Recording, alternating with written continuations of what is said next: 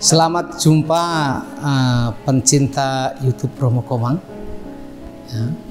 Dalam kitab suci kerap kali kita melihat bagaimana Yesus menceritakan pengalaman hidupnya dengan suatu cerita, dengan perumpamaan yang hampir mungkin 60%, supaya orang bisa mengerti, pendengarnya bisa mengerti apa yang dia maksudkan. Bagaimana hal itu dimengerti? Ya, saya akan mencoba mengutipkan satu kisah yang saya temukan di satu internet tentang bagaimana kerap kali ada jebakan monyet. Jebakan itu satu cara untuk menjebak sesuatu agar dia tanpa sadar dia masuk dalam jebakan ini, sehingga misalnya monyet terjebak, tikus terjebak, sehingga kita terbebas dari misalnya dari hama seperti itu. Ada sebuah kisah begini.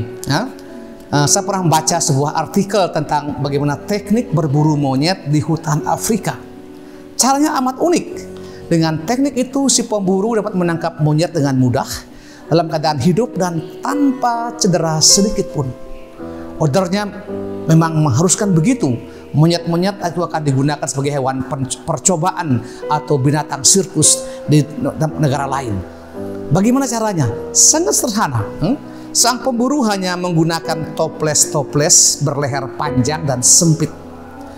Toples-toples itu diisi kacang yang telah diberi aroma agar mengundang monyet-monyet datang. Setelah isi kacang beraroma, toples-toples itu ditanam dalam tanah dengan menyisakan mulut toples dibiarkan tanpa tutup. Bayangkan, simpel bukan? Para pemburu melakukan hal tersebut di sore hari. Esok harinya, pemburu tinggal meringkus semua monyet itu yang tangannya terjebak dalam botol. Kenapa bisa demikian? Monyet-monyet itu tertarik pada aroma yang keluar dari toples. Sekiranya aman, lalu monyet memasukkan tangannya ke dalam toples untuk mengambil kacang-kacang yang dipasang di dalam toples itu. Tapi apa yang terjadi? Karena menggenggam kacang, monyet itu tidak bisa menarik keluar tangannya.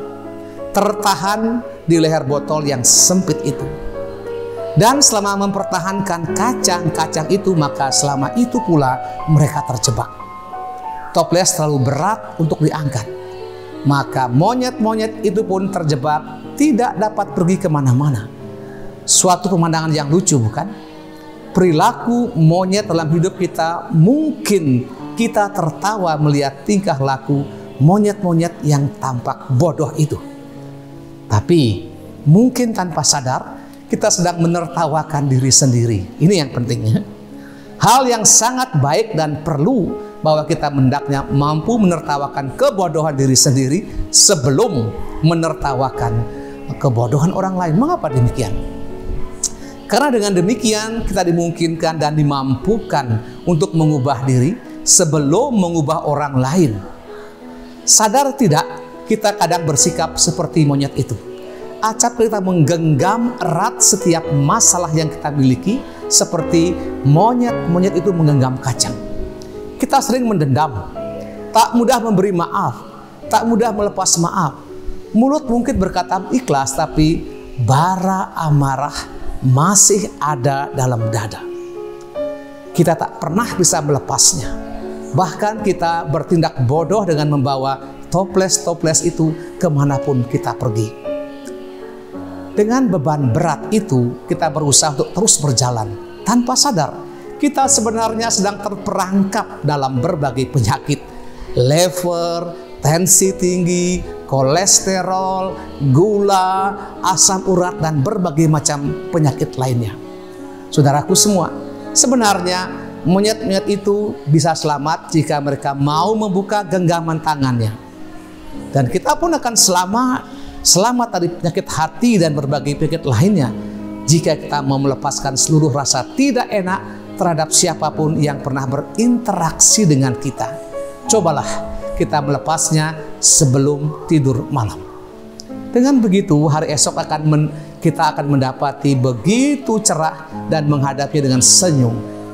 Dan kita pun tahu, surga itu diperuntukkan bagi orang-orang yang hatinya ceria.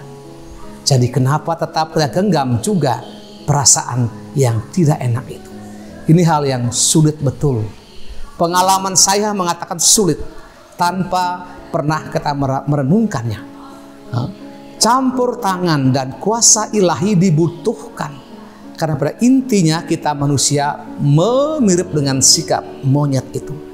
Hanya karena kenikmatan yang kita bangga-banggakan yang sebenarnya menghancurkan kesehatan kita, kita genggam itu semua. Kalau kita bijaksana, lepaskan dan kesehatan begitu pulih. Apakah kita pernah merenungkan peristiwa itu? Bayangkan dari pagi, siang, malam Tuhan begitu mencintai kita dan tidak pernah mengatakan kejelekan kita, bukan? Begitu kita mengaku dosa, Tuhan mengatakan, dengan bantuan rahmat Allah saya melepaskan engkau dari segala dosamu, Bapa dan Putra dan Roh Kudus. Terjadi setiap kita menerima sakramen pengakuan dosa, sakramen tobat. Semoga Anda yang mendengar cerita tentang jebakan monyet ini sadar betul bahwa jebakan itu hadir setiap saat, setiap langkah, dan di setiap pengalaman hidup kita. Dengan menyadari jebakan itu, kita bisa bebas, selamat, dan sehat. Ya, jangan lupa setelah Anda mendengar ini, jangan lupa tersenyum, karena lucu kan? Karena monyet itu mungkin namanya Komang, mungkin namanya Agus, bisa saja kan? Nah, dengan itu kita jadi pribadi yang menyukai monyet karena sifat dan perilaku kita. Lepaskan itu dan ceritakan pada yang lain. Share, komen agar semakin banyak orang sehat, lepas dan bebas dari jebakan monyet.